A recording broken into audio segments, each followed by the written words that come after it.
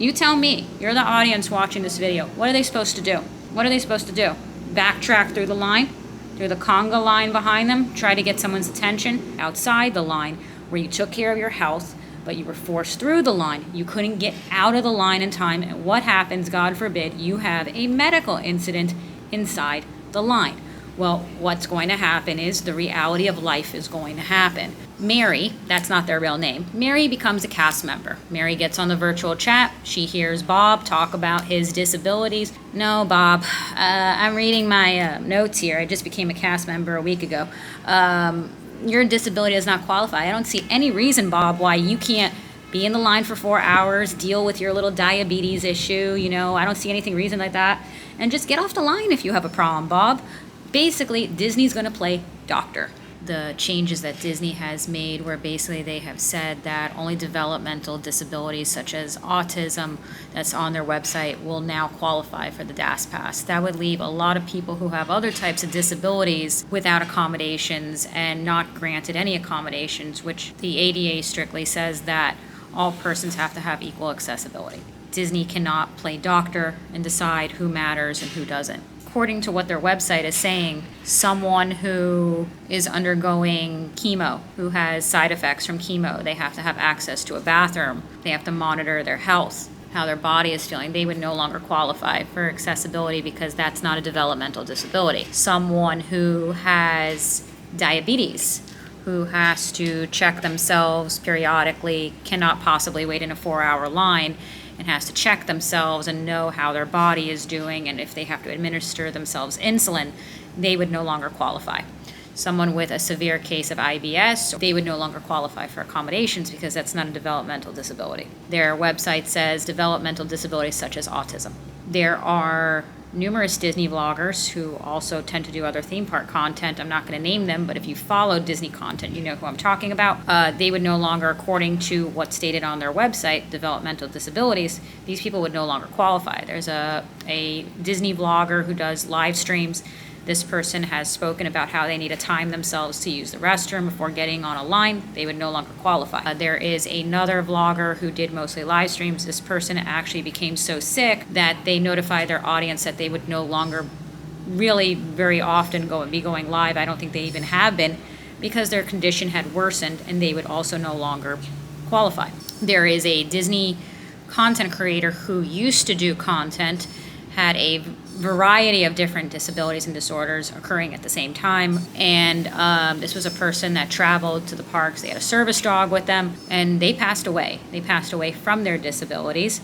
They utilized the daspass to be able to go on the rides. According to Disney, they would no longer qualify. You have an enormous amount of people in my comment sections. I don't know if these are people who are on Disney's dime, and they write in the comments, they're so happy Disney has done this, and sorry to all those who are getting screwed over. Sorry. I don't know if they're on Disney's dime, or these are just people who are obviously not very empathic and probably live in their mother's basement and living on their Spider-Man sheets from when they were in their early childhood. I do believe what Disney is doing is against the ADA. I will have people in my comments say the ADA does not grant this type of accessibility. Yes, it does.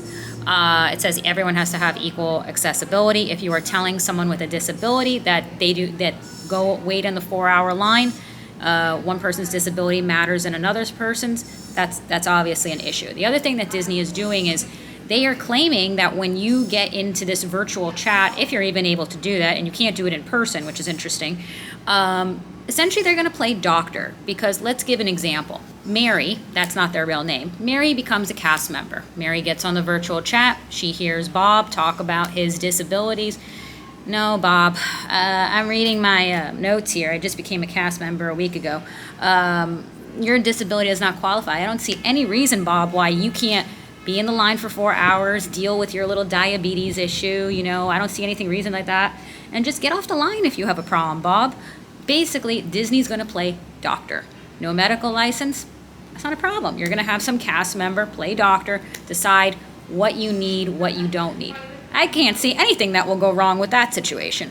I've had other people say in the comments, and that's get off the line. If you have diabetes and you need to go check yourself and give yourself the care that you need to do, or you're having an epileptic moment, or you're having a seizure, or you're having whatever disability you're dealing with, what Disney is basically is going to say is, I don't see why you can't get off the line. And that's what the comments have been saying. Well, there's a little bit of a problem.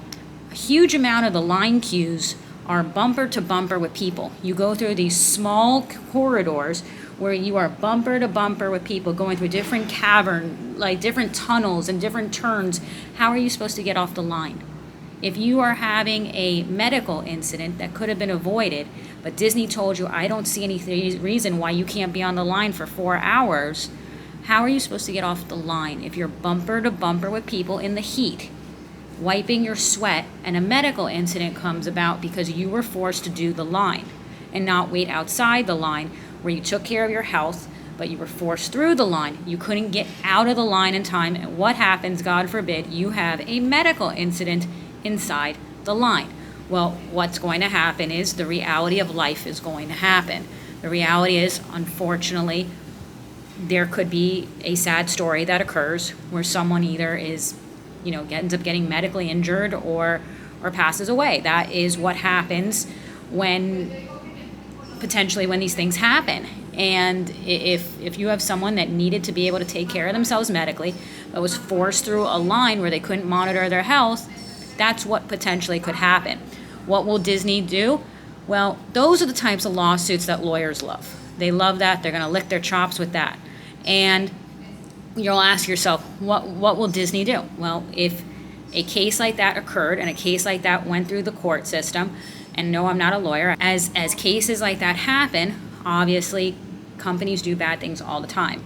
Cases happen, cases make their way through the court system, it could take years, and then, money gets paid out. That's what happens. And then potentially in the future, something like that happens. Will Disney say sorry? Absolutely not. And then a lot of you have been quoting in my comments, what is Disney supposed to do? Disney has to follow the ADA. It's not what Disney is supposed to do, this existential question, the burden on Disney. Disney has to follow the ADA. If Disney gets sued, they will have to pay out the money if that is what the court renders the decision to be. A lot of you have been commenting, you'll comment on a case that happened where the person with disabilities actually lost the case. And a lot of you have mentioned that. See, there's no ADA. That's not what the case was about. The case was about a person who was autistic, who demanded treatment that went beyond the daspass. They wanted to be brought to the front of the line on every single attraction and not have to have any comeback time. And in that case, the court said it went beyond reasonable accommodations. And I agree with that. But a lot of you have been gaslighting and talking about that case being like, look, no ADA. I do believe what Disney is doing is wrong. You'll have a lot of you in my comments, you'll be like, well, just show medical documentation. Well, right now, as of now, it goes against HIPAA violations, it goes against the ADA. So right now, what you're saying, whether that could help a situation in the future or not, is not allowed. And then you have a secondary problem where a lot of people don't have access to medical care, which could take 20, 30 doctor appointments to get the proper diagnosis and this and that and access to medical care.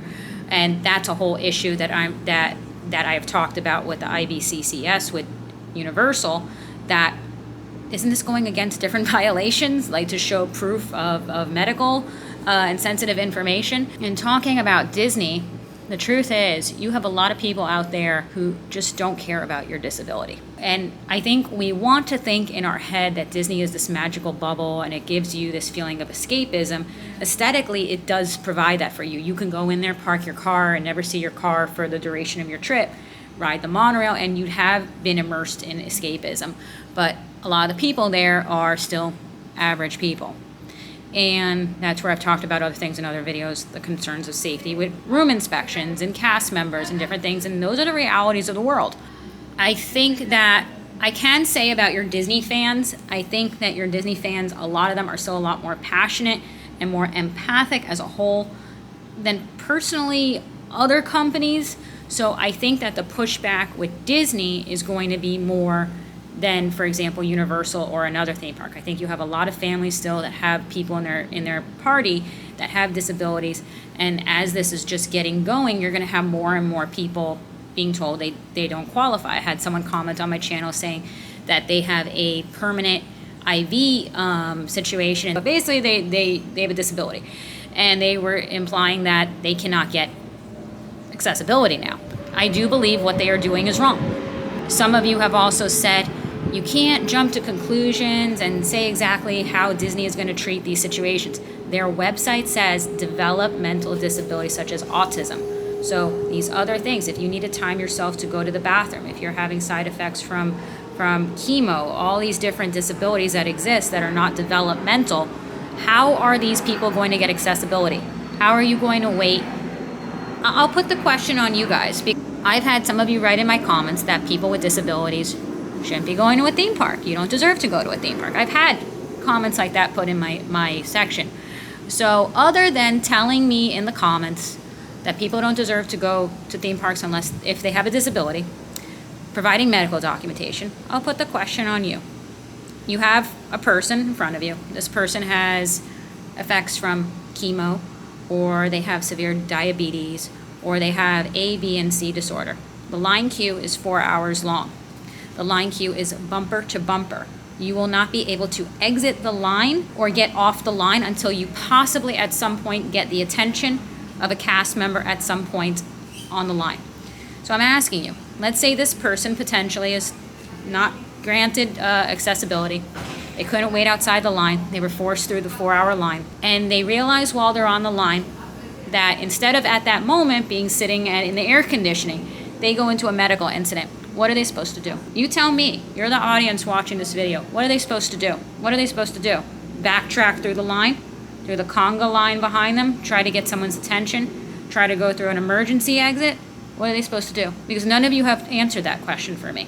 You have someone with severe IBS and they feel a episode coming on and they feel that if they are not at a bathroom in the next 15 minutes at most, they're going to soil themselves. What are they supposed to do? You tell me, because you guys love to comment in my videos. So you tell me in those cases what the person is supposed to do. Because as of now, what you've told me is that those people don't deserve to go to theme parks. They don't deserve to have accessibility. They basically don't deserve to go out. That's what you've told me. So tell me what the answer is. This is something that has also affected me. And I realized along my journey of this channel with Nicole Pruz, I have become, in a sense, I guess partially some sort of advocacy channel, and I feel the need to talk about this.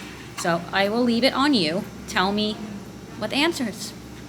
And I will see you soon in my next video, and bye.